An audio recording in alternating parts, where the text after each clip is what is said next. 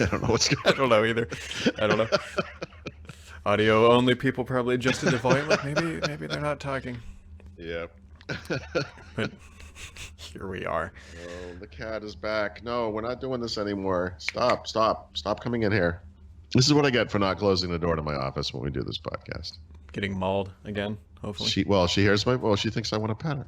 Mm, Not pick her up. Nobody wants that. yeah.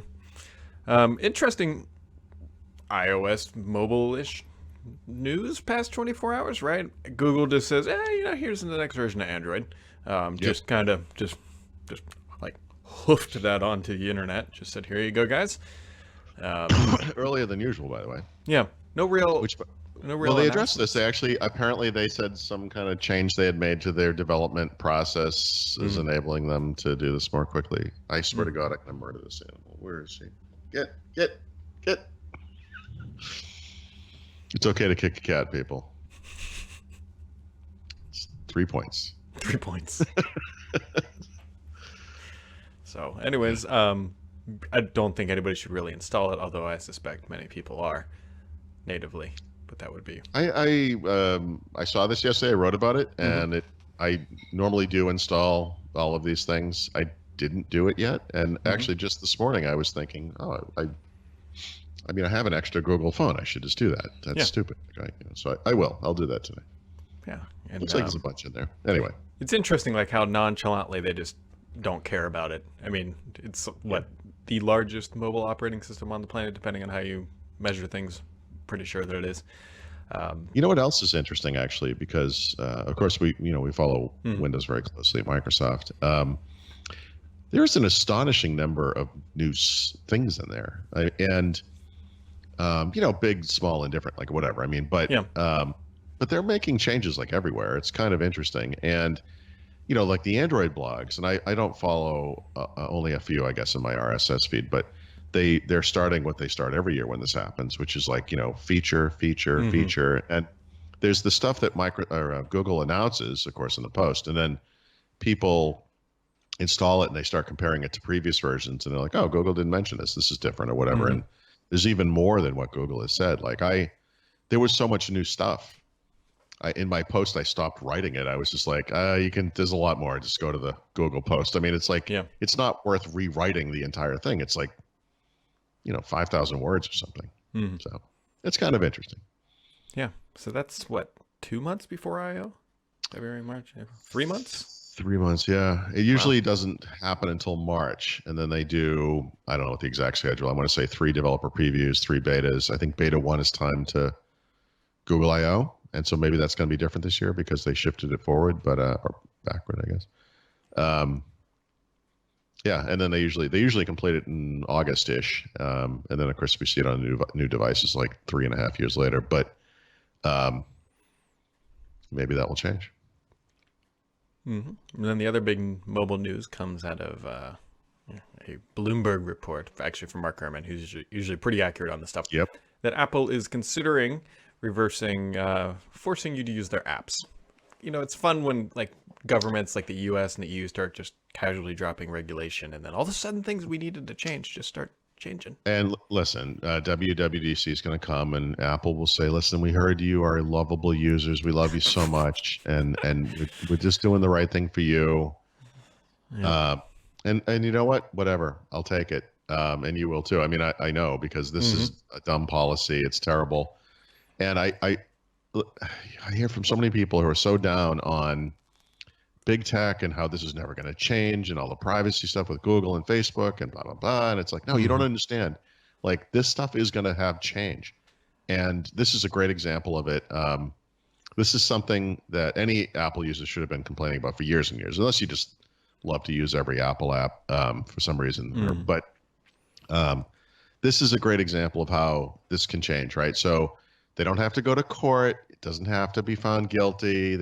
We don't have to argue about whether Apple has a monopoly or why, because God, do people have opinions about that.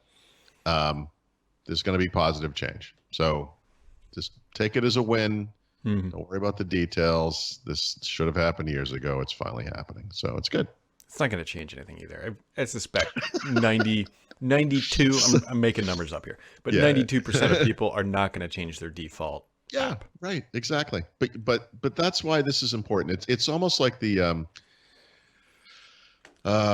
privacy thing is in Windows 10. I think the privacy concerns about Windows 10 are kind of baloney. Like, I think that people who are worried about sending telemetry data to Microsoft have their heads in the wrong place. But on the other hand, I also agree that if you feel so strongly about this, that you should be able to turn it off. Yeah, I agree with that too. Yep. And if Microsoft were to make that change, it's exactly what you said, 90-something%, probably high 90-something% would never make the change. Life would go on as normal. No one would notice any differences and everything would be fine.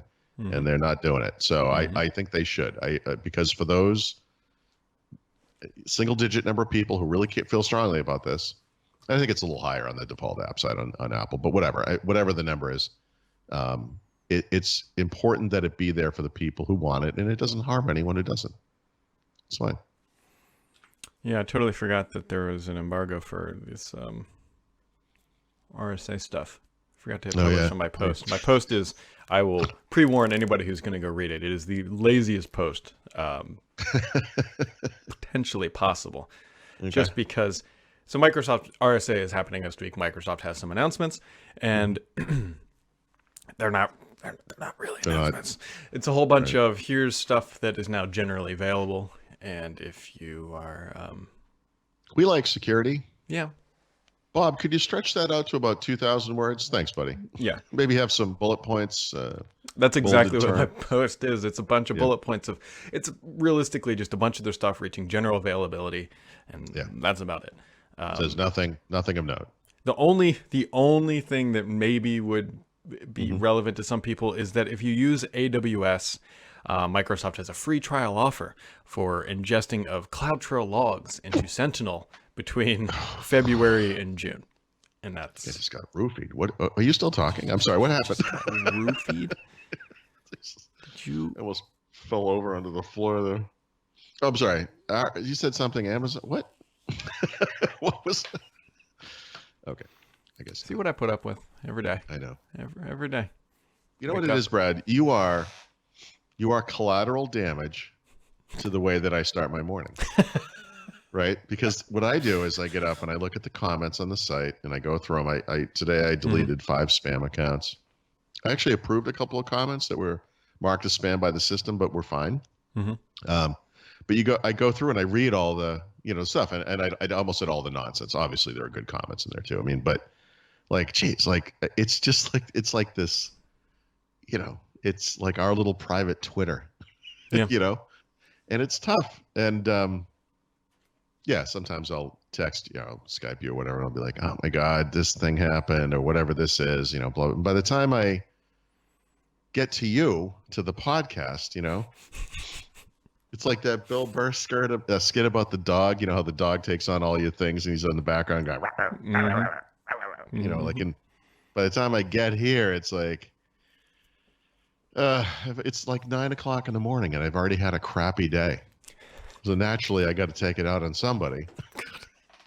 Oh, listen, Skype is ringing. That triggers a little animal instinct thing in the back of my brain. I wonder who that could be. Sorry. It's not your fault. Got our couch yesterday, which was amazing. Oh, you did? One of them. One of them. Yeah. So. And did you put it right in front of the TV? Oh, yeah. It's not where it's going to be finally, but that's where it was, and I just sat my butt down on it and played some. Yep. Was it everything you ever dreamed of? It was a lot comfier than the chair. The chair. The folding chair. Yeah. So that was fun to watch them bring that down the steps. It was a little tight. But they got it. They didn't damage anything. Yep. Good. Yeah, today's Thursday. There's not a whole lot else going on. I mean, Microsoft announced that Office app yesterday, which, again, was available in beta. I think they announced that Ignite. And a lot of confusion around that, which is kind of weird. But I think it's the right type of app for most people on a phone. I would agree. But there are people who are saying, well, I already had Word and Excel or whatever. Do I need to delete those? And it's like, well, I think what you need to do is look at the one app and see if it has all the stuff you need. And if you do, get rid of the other apps. I mean, I don't think it means they're going to get rid of those apps because on both Android and iOS, they're also supporting the tablets And those apps will have additional functionality that isn't in the standalone app. So, I mean, I guess you just get to choose now, which, again, for most people, I think whatever is in that basic app is probably going to be enough. Yeah, I would agree. I think it's a nice looking app. I think they did a good job. I think it makes sense. Yeah, I like if you think about how Outlook works, like Outlook Mobile, it's one app that it's kind of switched around a little bit, but let's just call it email, calendar, and contacts management or whatever. I know it's more than that really, but whatever, all in one app. It's kind of contrary to the normal mobile approach where you have different apps for everything. One of the problems with having multiple apps is that you have to think about where stuff is and you have to update them all. So if you want to use Office Lens to scan things in or whatever, if you want to use, Excel for this purpose, I think it's kind of cool to have one place where everything is. And if you can wrap your head around that, like what I need is Office, I think it makes some sense. Yeah, kind of does, I guess. Yeah, I know it's a lot of discussion about a pretty simple app, but it's weird. Like people just seem to be a little, I don't know, confused might not be the right term, but it's certainly triggered some conversations. Yep. Yeah. Yeah. Yeah.